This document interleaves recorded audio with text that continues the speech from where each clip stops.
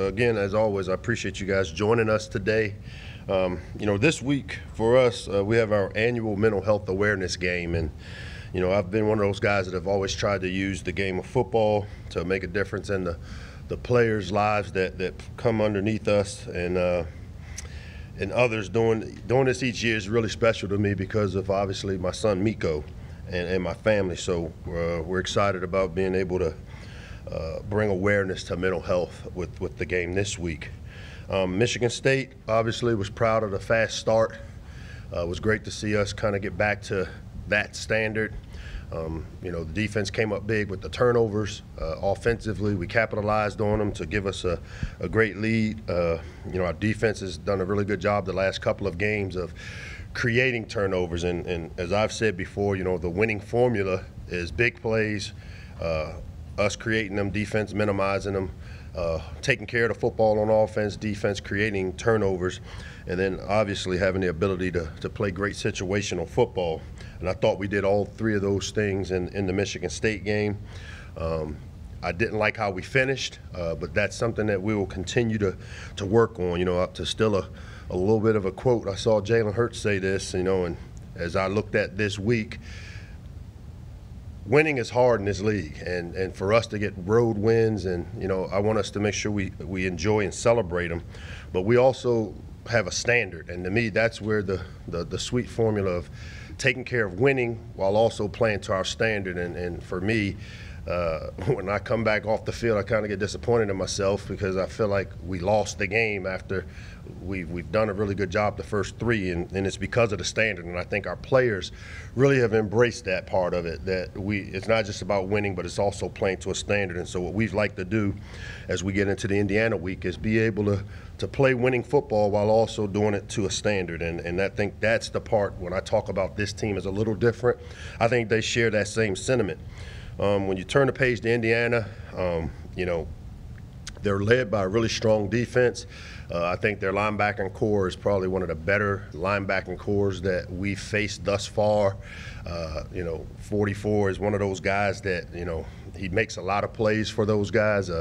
They've got some transfers over there. Their D coordinator, Chad Wilt, we know a lot about. He was a D-line coach here in one of my earlier stints here. And they're top 5 in the Big Ten in pass defense, interceptions, and then third down stops. And so really do a good job on that side of the ball. On the offensive side, obviously, Walt Bell, they've got a tremendous playmaker at number 12 who they try to find ways to get him touches.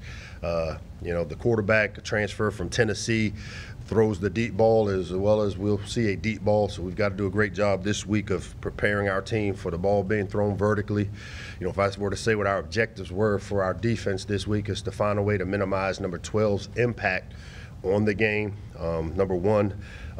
Number two, obviously, is to be able to stop the run. And they're very diverse in their offensive systems. They have the ability to spread you out, play with tempo. They even have elements of triple option that they use where number 12 becomes the extra, run guy. So playing really disciplined fundamentally in terms of when they do get you into option football is going to be really important. And then also really important for us to be really sound in those option responsibilities when they do offer that. We played one-score games against them each of the last few years. This has always been a tough game for us. You think about last year's matchup where Talia left the game injured. We were down, and Billy Edwards was able to come in and lead us to victory. Ever since I've been in this league in 2014, I was here when we joined this league. This has always been one of those games that's been a tough game for the Terps, and I expect it to be the same here this week, as Tom Allen is one of the better coaches, in my opinion, in this league. It's the Big Ten home opener, so we'll need to be ready to take their best shots. As I've always said, I'm really proud of the way our student section has continued to turn out for these first opportunities here at home. We're hoping to have the ability to have that same type of environment and maybe add to it with some of our alums that are here in the D.C. metro area to come out and support this team as we continue to work to take the next step. It'll be great to be back here at the Shell. Our game captains, Eric Harris, Ruben Hippolyte, and Riyadh Wilmot, and as well as not just our mental health awareness game, but it's also family weekend. So we're excited to have families back here to support Terp football family. With that, I'll open it up to questions. Good afternoon, Mike. Dave, what's up? Not much. The takeaways, you guys had 5 against Michigan State this past Saturday. I think 11 in the last 3 games. The ball hawk Donnell Brown making play after play.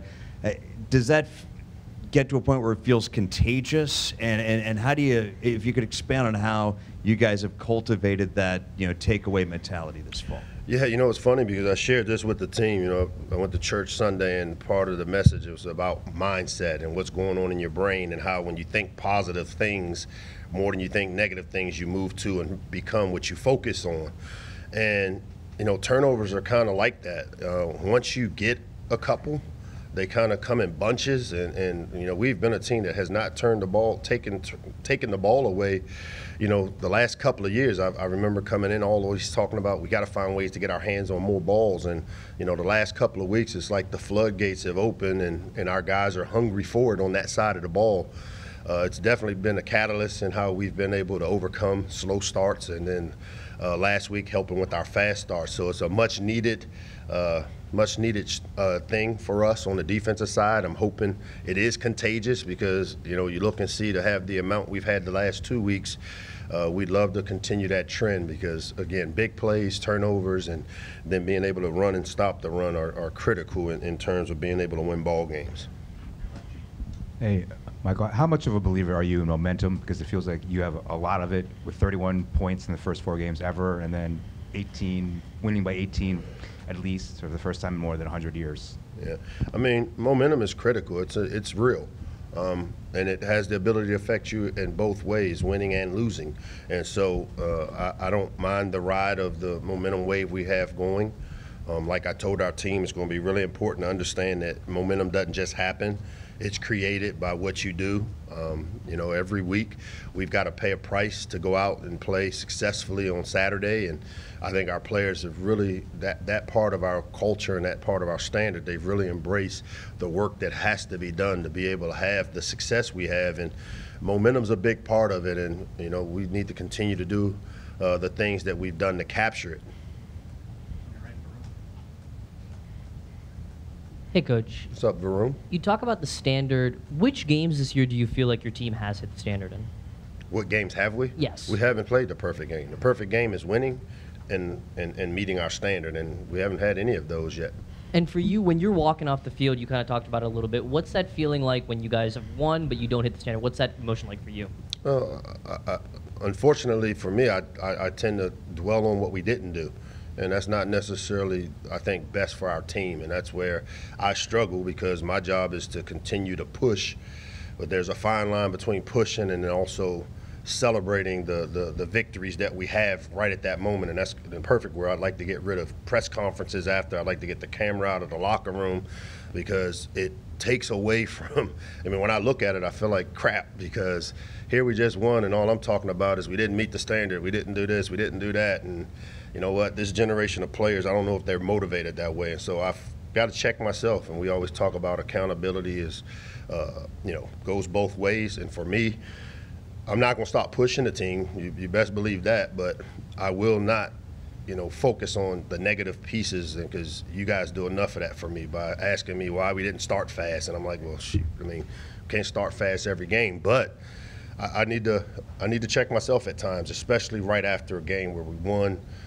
Our players, we overcame adversity in 2 games prior to this one. We played fast and met the standard that you guys and our fans would like, but then we didn't finish, and I'm focusing on that. So, I'm going to focus on continuing to push that we want to win, but we also have a standard that we play to, and I'll keep pushing that we play to the standard. Hey, Coach. I guess kind of a little similar to that, but I guess just kind of with being able to open the season, 3 games at home, and then opening conference play on the road. I guess you talked a lot about off-season, how what you saw in the locker room, and just kind of the player-driven culture is kind of what validated a lot of the preseason expectations inside the program. But I guess just kind of through that first road game, do you feel like you maybe saw anything or anything kind of clicked to maybe validate that? You know what I think the best part was, and Brian Griffin, who's our chief of staff, said something to me. I look at halftime of the locker room. So we go in as a coaching staff before we go make adjustments. We meet as a staff for me to kind of give our staff I'm coaching the staff. Here's where we are. This is what we need to do. Well, by the time our coaches get in that locker room, some of the leaders and culture drivers of our team have already started the process of making the necessary adjustments. I mean, you hear players coaching players. And to me, those are the things when I always say there's little signs that maybe you guys don't understand, but those are the signs of things that when I declared that we're ready to compete, this is why. And so I'm really proud of that part of our team. And, you know, we have some culture drivers in our program that it's almost like having coaches on the field and coaches in the locker room. And so by the time we come out to start our transition to making adjustments, it was good to hear that our team has embraced that philosophy of, hey, self-correction peer-to-peer is sometimes even more effective than coach to player. Coach Carl McManus, Capital News Service. Carl, how are you? I'm well. How are you? Great. Maryland's offense leads the Big Ten in total yards, and the defense is second in the nation, tied for second in the nation in takeaways. Is it too early to take stock in that, or does that kind of support your statement about the team being ready to compete? I mean, I think it's a little bit of both. I hate being in the middle of answering it, but, you know, I do think that, you know, part of where we are is a reflection of what we call the formula for winning, and big plays and takeaways are huge. And so when you're leading in total offense, obviously we're creating and manufacturing big plays, and then when you are one of the top teams and taking it away, those are two of the three elements we need to win. And so I'd say they both kind of go hand in hand, and again, it's really early. We got a lot of football. I think we're a third of the way through our guaranteed games, and it's a little too early to say, hey, that's who we are, but we'll embrace it and continue to strive to continue to do those things.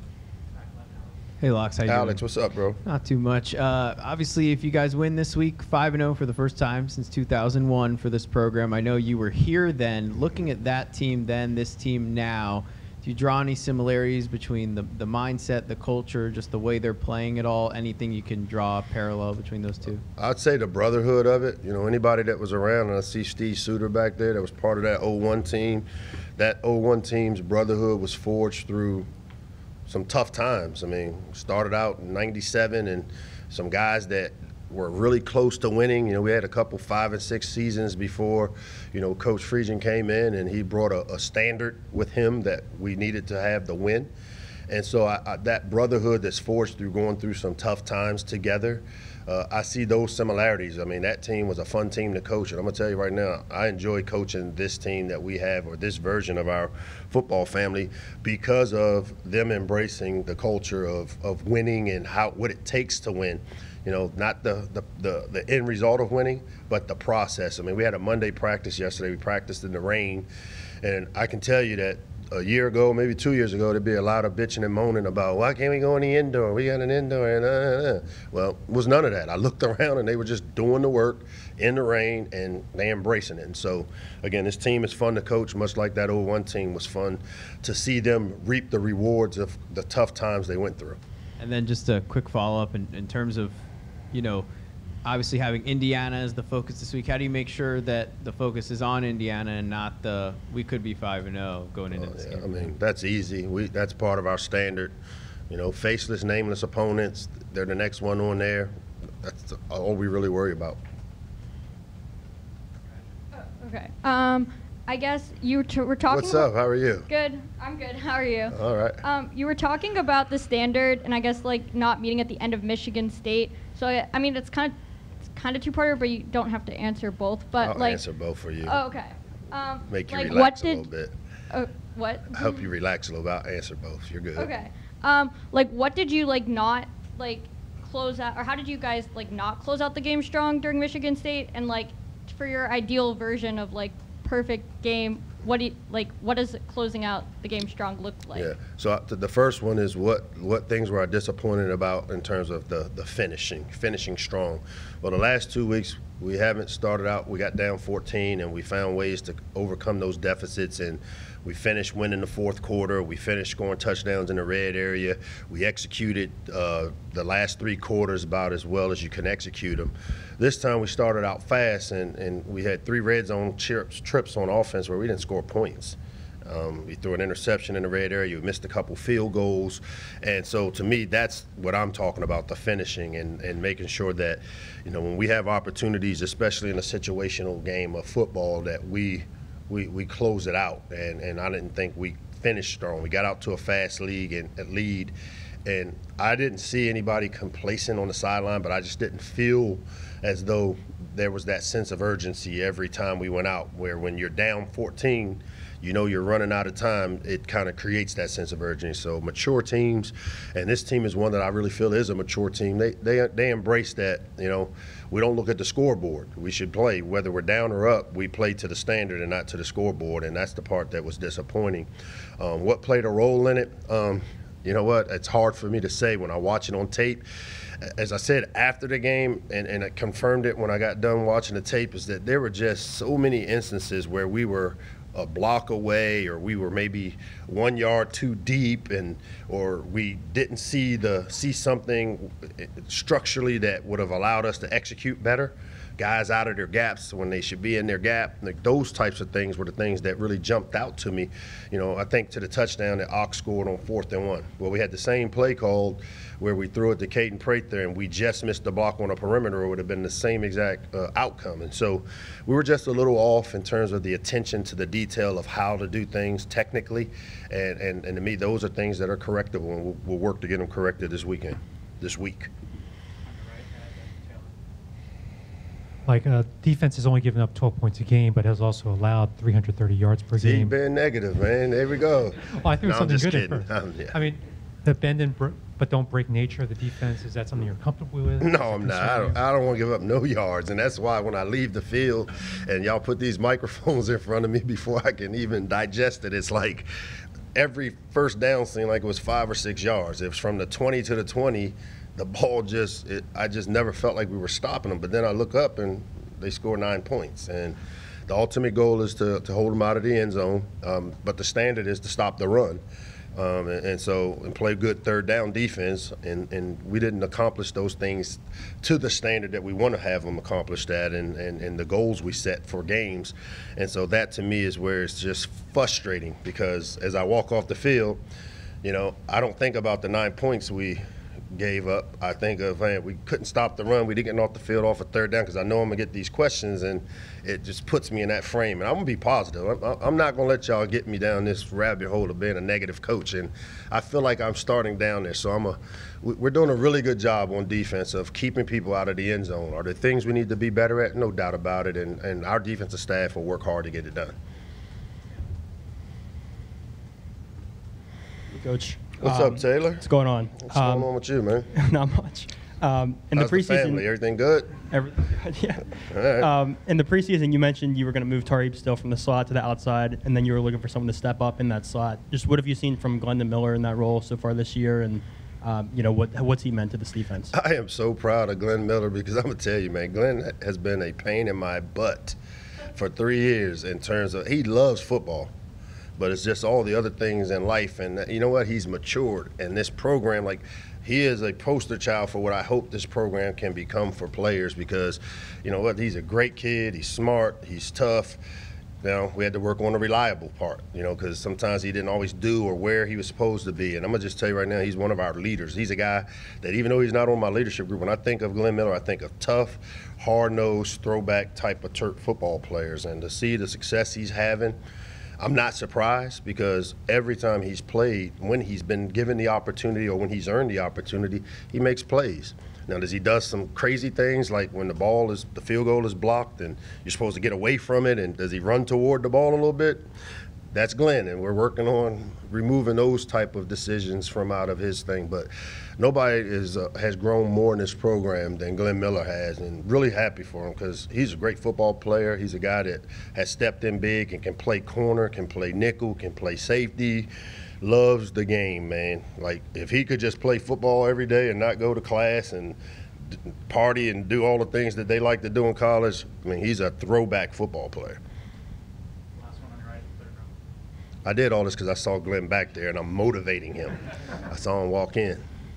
Hey, Coach, how's it going? What's up? So what are your thoughts on Jack Howes so far this season? How have you seen him progress as a kicker? Jack is Jack is on par what I think of what Chad Ryland can be.